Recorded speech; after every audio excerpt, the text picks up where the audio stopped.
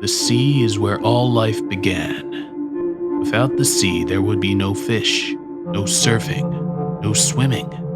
At times, it can be serene and calm, but also chaotic and rough. No one can control the seas. Although, in Greek mythology, there were many who could do so, and one of the first was Pontus, the primordial god of the sea. Like the other primordials, Pontus was both an immortal being and an earthly concept. While his concept was the sea that he shared with his counterpart Thalassa, as a god, Pontus took the form of a man encased in seawater. Sometimes he took a more human-like form that had seaweed for hair and two crab-like claws for horns. Pontus's first mention in mythology is during the creation myth, where he is the child of Gaia, the primordial goddess of the earth. Right after being born, Pontus took a deep breath and spat out gallons and gallons of water that covered the earth's surface. This great wave of water moved across the earth until it slammed into another great wave. The second wave was made by Thalassa, the primordial goddess of the sea. When the two waves clashed, Pontus and Thalassa instantly became aware of each other. Meeting for the first time, Pontus and Thalassa became smitten. After all, they were perfect for each other. Soon after, Pontus and Thalassa brought new life to the recently made sea.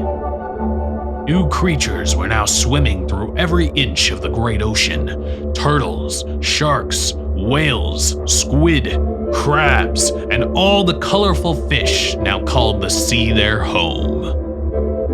After having some immortal children with Thalassa, one day Gaia came to Pontus asking him to sire children with her. Pontus refused. Thalassa was his counterpart, his love.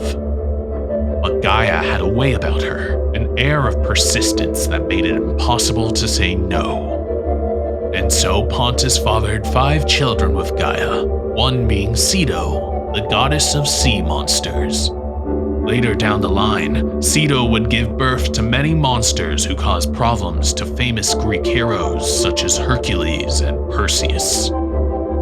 Unfortunately, Pontus didn't show up much in Greek mythology. His impact was of course fathering all the sea life as well as some important sea gods and goddesses. But that's it. Pontus, as well as his counterpart Thalassa, were pushed into the background once other sea gods such as Ouranos and Poseidon became more prominent.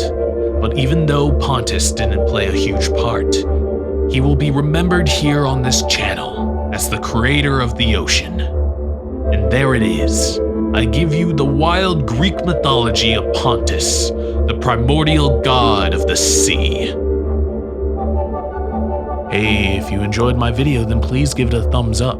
There's plenty more videos about mythology, fairy tales, and folklore on the way, so make sure to subscribe and tap the bell icon so you don't miss out. Also, if you would like me to do a video on a subject or character within mythology, please let me know in the comments. Well, that's all for now. Cheers until the next wild mythology.